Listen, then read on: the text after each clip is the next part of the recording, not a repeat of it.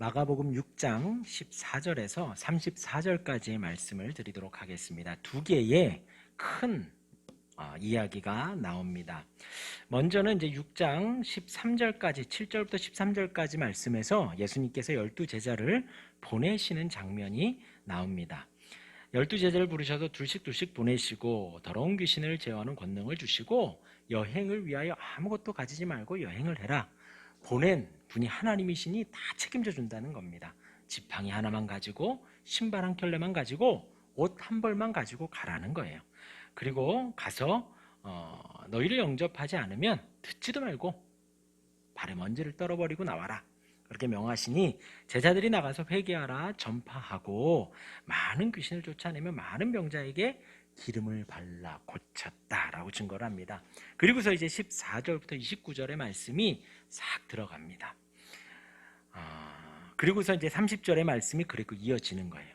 이에 사도들이 예수께 모여 자기들이 행한 것과 가르친 것을 낱낱이 고하니 한 겁니다. 그런데 지금 이제 예수님이 자기 고향에 가서 가르치시는데 고향에서 가르치시니까 사람들이 다 그러는 거예요. 그 지혜의 말씀, 권능의 말씀을 듣고도 저 사람 마리아의 자녀인데 왜 저렇게 어떻게 저렇게 말씀을 잘해? 저 누나와 동생들이 나와 같이 있었던 사람들인데 어찌 저러고 있는가? 예수님을 폄하하고 그들이 믿지 않음을 예수님이 놀라웠다라고 합니다. 그런데 예수님의 그것이 한 예가 되어서 예수님의 이름이 있는 곳에 사람들이 핍박하고 불신의 일들이 자꾸 일어나는 거예요. 그러니까 예수님이 그것을 경계하신 것이기도 하고 또 예수님의 이름이 온전히 복음으로 온전히 하나님의 아들로 그리스도로 증거되기를 바라는 마음에 제자들을 보내시는 겁니다. 왜냐하면 여태까지 예수님이 병을 고치시고 예수님이 기적을 일으키시면 예수님의 참된 복됨이 복음의 소식이 가려질 수 있다는 것이죠. 예수님은 그냥 고치는 사람, 예수님은 좀 이렇게 기적을 일으키는 사람으로만 치부될 수 있으니 예수님의 이름이 온전히 증거되기를, 그리스도됨이 증거되기를 바라는 마음에 예수님이 제자들을 보내십니다. 그리고 또 제자들을 훈련시키려는 이유도 있는 것이지요. 그렇게 해서 예수님이 보내시는데 14절 말씀이 예수의 이름이 드러난지라 라는 말씀으로 시작을 하는 거예요. 제자들이 나가서 이제 온 동네를 다니면서 예수님의 이름을 증거하니 예수님의 이름이 드러나게 되는 것이지요. 그런데 헤로드 왕이 이를 듣고 세례 요한이 죽은 자 가운데서 살아났도다 하는 거예요.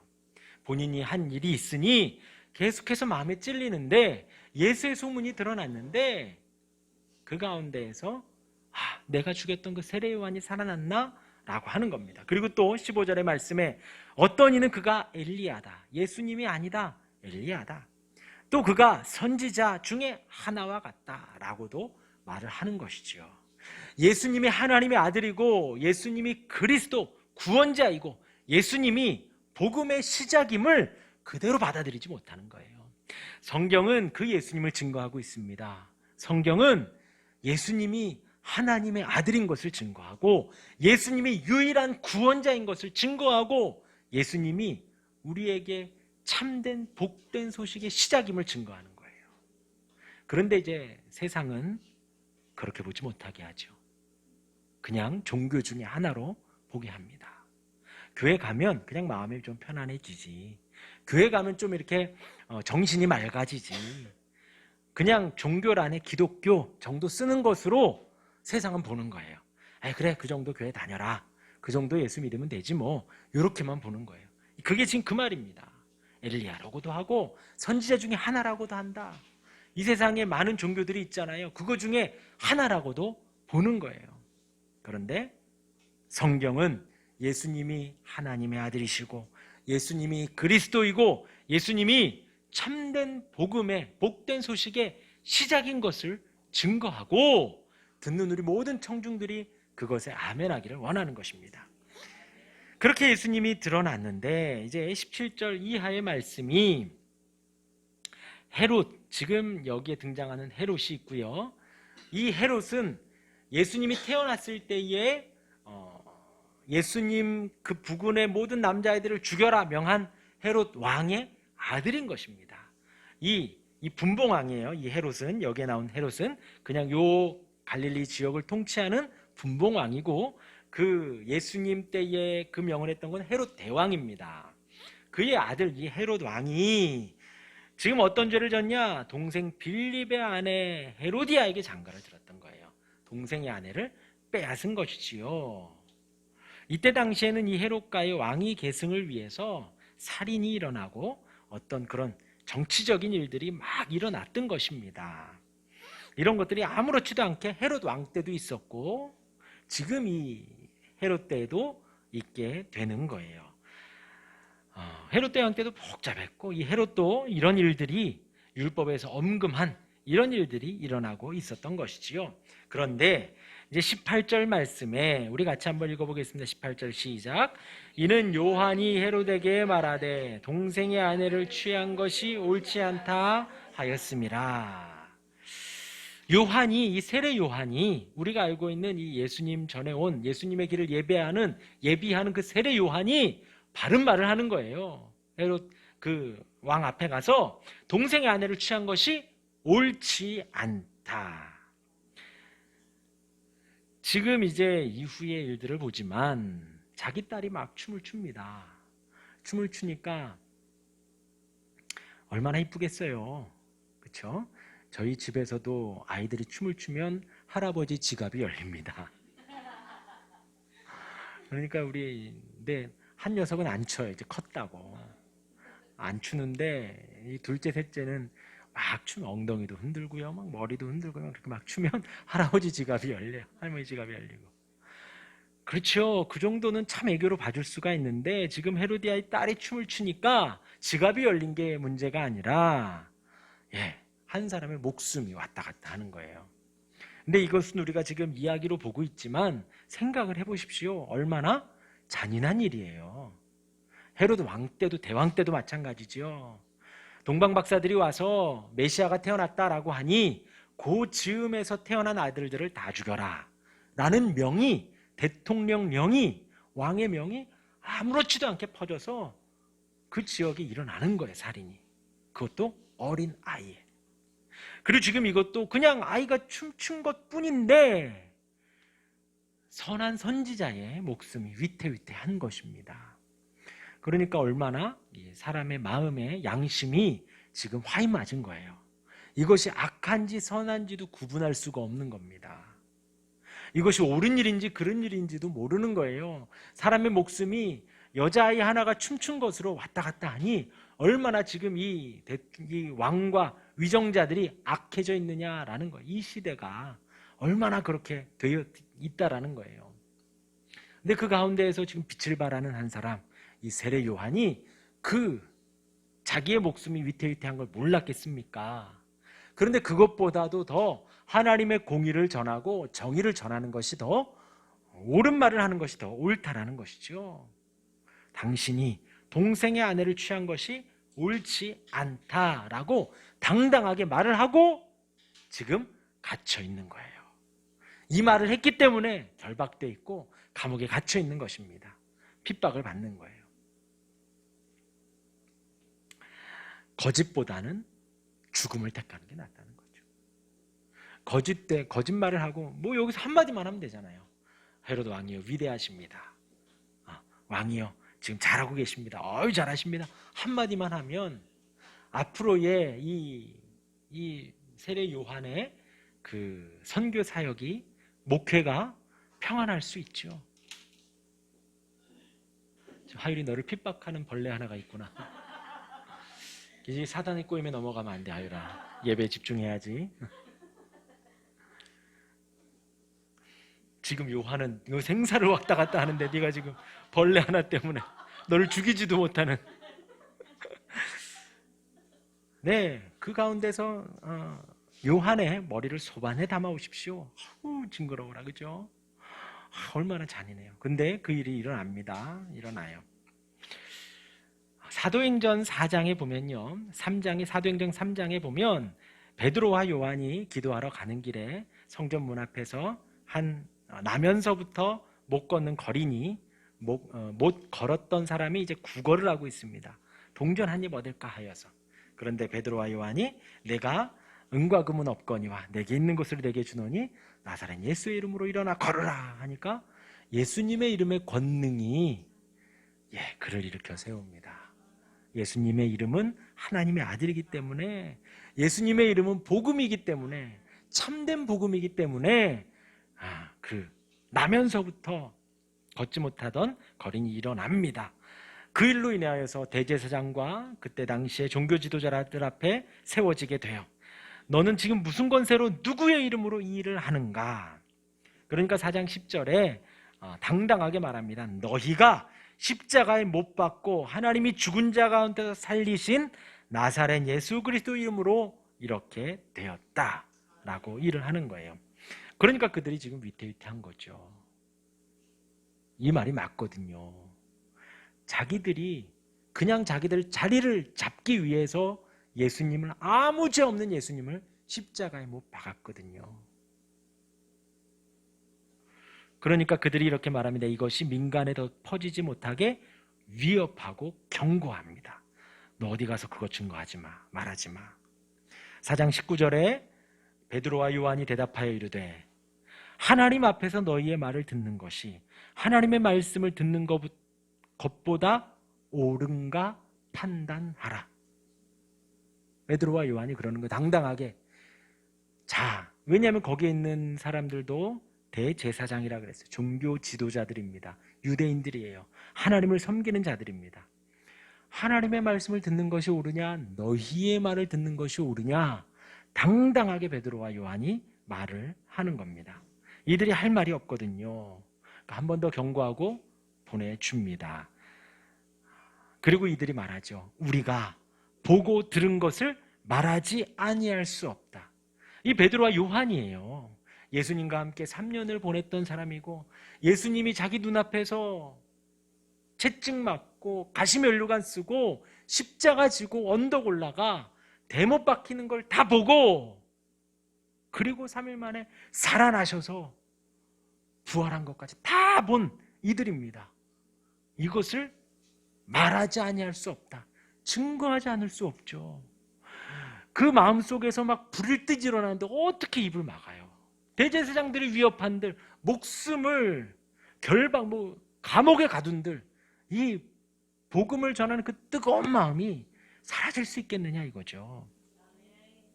이들이 그 위협을 당하지만 돌아가서 동료들과 성도들과 그 이야기들을 쭉 나눕니다. 그리고 같이 기도할 때 성령의 충만함을 받았다라고 성경이 증거를 해요. 이 세례 요한이 왕, 절대 권력을 가진 왕 앞에서 당당하게 말합니다. 너가 동생의 아내를 취한 것은 옳지 않다. 말씀에 하나님이 기뻐하시지 않는 일이다. 당당하게 말해요. 그리고 결박되고 그리고 목숨을 잃지요. 이 베드로와 요한도 마찬가지입니다. 하나님 앞에 우리가 본 것을, 하나님의 말씀을 듣는 것이 옳은가, 너희의 말을 듣는 것이 옳은가, 너희가 생각해봐라. 당당하게, 옆에서 막 위협하는데도, 경고하는데도, 말하지 말라고 하는데도 그렇게 당당하게 말을 하는 거예요. 세례 요한의 삶이 어떠했습니까? 낙타 털옷을 입었습니다. 그리고 무엇을 먹었죠? 메뚜기와 석청, 돌에 나는 꿀이에요. 이게 막 있는 게 아니거든요. 메뚜기도 그냥 그렇게 광야에서 복음을 전하며 살았습니다. 베드로와 요한은요, 이후에 성령 충만함을 받고 이렇게 살아가는 삶이, 저는 지금요, 세례 요한의 삶이 위대하다, 베드로와 요한의 삶이 위대하다를 말씀드리는 게 아니에요. 한 번 더 생각을 하면요, 그 한 사람의 인생이, 세례 요한만 봐도요, 분명히 세례 요한은 그 예루살렘 안에서 말씀을 전해도 되는 신분이에요. 그렇게 그 안에서 증거를 해도 되는데, 그 화려한 제사장의 옷을 벗고 화려한 종교 지도자의 옷을 벗고요, 낙타 털옷만 입고, 맛있는 거 먹을 수 있지만 하나님이 주시는 메뚜기와 잡아먹어 저거 잡아먹고 메뚜기와 석청만을 먹고 사는 거예요. 무엇이 과연 세례 요한을 그렇게 광야로 몰아내느냐가 이거예요. 무엇이 세례 요한으로 하여금 차라리 죽는 게 낫다, 내가 여기서 거짓을 말하느니 차라리 죽는 게 낫다 라고 선택하게끔 해가느냐 이거예요. 베드로와 요한은 마찬가지죠. 당당하게 증거한, 야, 너희들 말 듣는 게 맞냐? 하나님의 음성을 듣는 게 맞냐? 우리가 보고 들은 것을 증거하지 않을 수 없다, 말하지 않을 수 없다, 그렇게 당당하게 말하게 하는 분이 과연 누구시냐라는 거예요. 이들의 양심의 고백, 목숨을 아끼지 않은 결단, 하나님의 사랑과 하나님의 은혜와 그 복음이 지금 이들을 이끌어가고 있는 거예요. 세례 요한이 하나님의 사랑이 세례 요한을 광야로 이끌어냅니다. 하나님의 은혜가 그들을 막 붙들어 주시고 인도해 주시는 그 은혜가 베드로와 요한으로 하여금 당당하게 그 가운데 증거하게 하는 것이지요. 그리고 말씀을 계속해서 보겠습니다. 우리 30절 말씀에 이제 그렇게 해서 29절까지 말씀으로 세례 요한의 죽음이 죽음으로 끝납니다. 그리고 요한의 제자들이 듣고 와서 시체를 가져다가 장사하니라. 세례 요한의 사역은 거기까지였던 거예요. 주님의 오심을 예비하고 그 길을 미리 와서 회개하라, 회개하라, 내 뒤에 오시는 분이 나보다 더 위대하시다, 나는 물론 세례를 주지만 그분은 성령으로 세례를 주시는 위대한 분이시다 증거하고, 이렇게 세례 요한의 삶은 끝이 납니다. 그렇게 지나가고 30절 말씀이 다시 시작이 돼요. 사도들이 예수께 모여서 자기들이 행한 것과 가르친 것을 낱낱이 고하니, 주님의 명령을 받아서 부르심을 받고 보냄을 받아 사역을 했는데 너무나도 신기한 거죠. 예수님의 이름을 증거하여 회개하라고 말하고 그들 가운데 귀신을 쫓아내고 많은 병자에게 기름을 발라 고치니까 그대로 되어지는 거예요. 주님의 말씀대로 예수님의 이름, 그 복음을 증거하니 그대로 온전하여지고 그대로 하나님의 은혜가 있게 되는 거죠. 그래서 막 낱낱이 구하고 있는데 예수님이 31절에 말씀을 하십니다. 우리 같이 읽겠습니다. 31절 시작.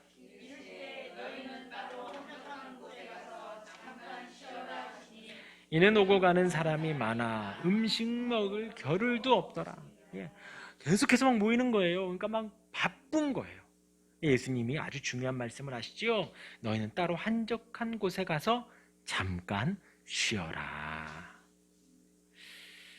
과연 그냥 뭐 너 몸 피곤하니 다리 아프니까 좀 앉아서 쉬어라, 잠 못 잤지? 잠 좀 자라, 이것이 아니에요. 지금 여기에서의 잠깐 쉬어라 라는 것은 안식하라는 것입니다. 따로 한적한 곳에서 안식하라는 거예요. 그리고 그 참된 안식은 이 육신의 안식을 포함도 하지만 참된 안식은 하나님과 더불어 같이 있을 때 참된 안식이 오는 거예요. 다 그런 경험이 있으실 겁니다. 몸은 되게 피곤한데 기도하고 나니까 머리도 맑아지고 마음도 상쾌해지는 거예요. 몸은 분명 피곤한데 막 몸은 아픈데 막 머리도 아프고 그런데 예배하고 나니까 마음이 편안한, 그게 하나님이 주시는 안식이거든요. 주님이 안식일의 주인이시잖아요. 그분이 우리를 쉬게 하시고 주님과 더불어서 참된 안식을 누리게 하시는 거예요. 주님이 지금 그것을 권하고 있는 겁니다. 한적한 곳에서 주님과 독대하고 주님을 만나라는 거예요. 우리의 인생에서 이것이 너무나도 필요합니다. 막 바쁘게 살아가죠. 바쁘게 살아가는데 주일날 그 1시간은 꼭 떼어놔야 돼요. 그리고 그것이 확보가 되면 매일 이 수요일하고 금요일 꼭 떼어놔야 됩니다. 코로나가 한창일 때 수요 예배, 금요 예배 안 하니까요. 막 저희가 막 정신이 없는 거예요. 눈 감았다 뜨면 월요일이에요. 눈 감았다 뜨면 토요일 저녁이에요. 내일이 주일이에요. 주일 막 준비하죠. 주일 예배 막 이렇게 은혜롭게 지내고 눈 감았다 뜨면 또 금요일, 토요일, 일주일이 그 수요 예배를 안 하고 금요일 기도회를 안 하니까 일주일이 막 후딱 막 지나가더라고요. 그래서 수요 예배를 하니까 월요일, 화요일, 오늘 수요일이구나. 수요 예배 준비하고 또 목요일, 금요일, 금요일 기도회 준비하고. 그러니까 이제 좀, 한숨이 쉬어지는 거예요. 이렇게 수요일 하루. 그래서 우리, 모르겠어요. 미국 교회에는 수요 예배, 금요 기도회가 있는지 모르겠습니다. 우리 한국의 목사님들이 수요 예배, 금요 기도회를 만드신 이유가 그거구나. 지금 제자들에게 너희는 따로 한적한 곳에서 잠깐 쉬어라. 막 바쁘게 사역하고 왔으니 주님을 독대해라 라는 거예요. 그러니까 이 예배당이요, 꼭 필요합니다. 예배당이. 그러니까 이제 이제 코로나로 인해서 참 교회의 어떤 이 평일의 모임이 사라졌잖아요. 그러니까 이게 이렇게 얻어놓고도 교회가 막 안타까운 거예요. 이 자리에 모여서 기도하고 말씀 공부하고 막 전도하자고 막 으쌰으쌰하고 수시로 모여서 같이 교제하고 막 그런 예배당이 있어야 되는데, 그쵸? 카페에서 모이는 게 한두 번이에요. 어느 집에서 모이는 게 한두 번이면 한계가 있어요. 그래서 저희 어느 목사님 가정에서는, 어느 목사님 교회에서는 이렇게 각 가정별로 떼어졌다 그러더라고요. 이제 이렇게 공동으로 모이는 게 한계가 있으니까 20% 이상 모이면 안 되고 몇 명 이상 모이면 안 되고 이렇게 해야 되니까 이렇게 구역별로 이렇게 띄어줬다 그러더라고요. 근데 그것도 한계가 있는 거예요. 한계가. 한두 번 가서 권사님 댁에서 집사님 댁에서 예배할 수 있죠.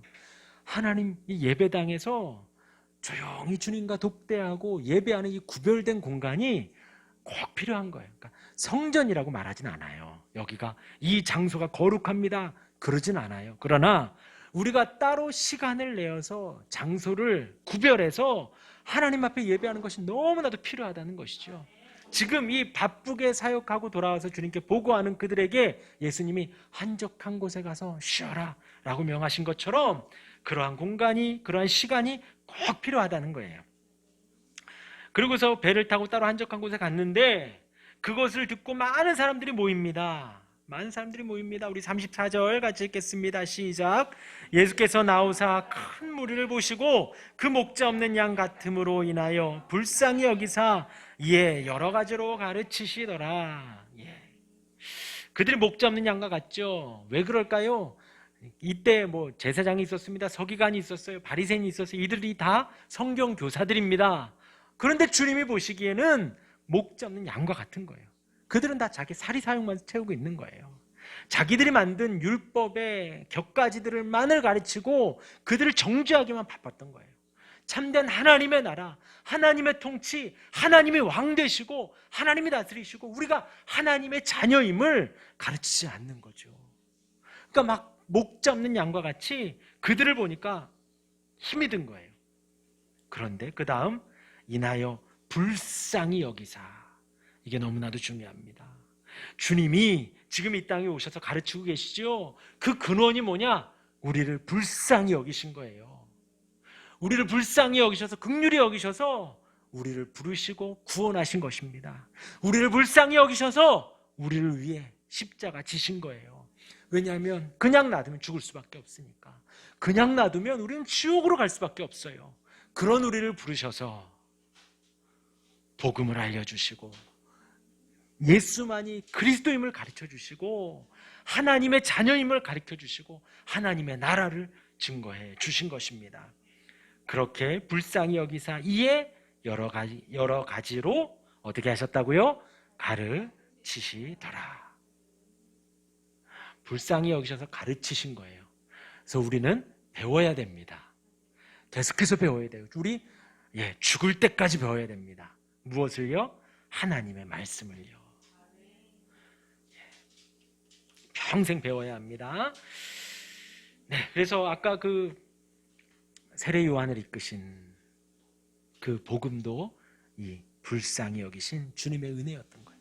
베드로와 요한이 당당하게 말했던 것도 불쌍히 여기신 주님의 은혜 가운데 있었던 거예요. 그리고 여러분들이 바쁘고 힘들지만 이 자리에 나와 주님의 은혜를 간구하는 것은 주님이 우리를 불쌍히 여기셔서 우리를 불러주셨기 때문입니다. 그 은혜에 반응하여 우리도 베드로와 요한처럼, 이 세례 요한처럼 살아가는 저와 여러분들 되기를 주님의 이름으로 축원합니다. 아멘.